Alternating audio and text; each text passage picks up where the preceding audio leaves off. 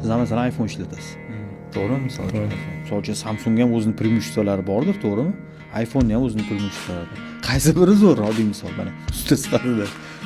Men usta sifatida emas, oddiy foydalanuvchi sifatida fikr bildira qolib, bitta dona sabab aytaman-da. O'zim ham amal qiladigan sabab tanlov qilishga. Masalan, Samsungning ham kuchli tomonlari ko'p, Apple'ning ham kuchli tomonlari ko'p.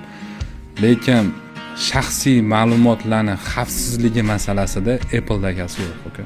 Ya'ni ekrandagi oddiy 4 tali parol bor-ku, masalan 1 2 3 4 qo'yib qo'ysangiz, uni hech kim bilmasa, olib borib Apple'ni direktoriga olib kirmaydimi? $100,000 bermaydimi? Ochib bermaydi.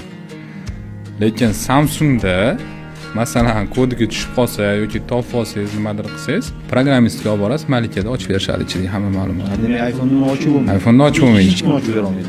Men telefon foydalanuvchi sifatida o'sha telefonda hamma shaxsiy ma'lumotlarimni saqlaydigan va uni hech kim ko'rishini xohlamaydigan bir inson sifatida tanlov qilishim kerak bo'lsa, nimaga Samsung tanlov qilishim kerak? Nimaga men ma'lumotlarimni xavf ostiga qo'yishim kerak? Apple turibdi-ku.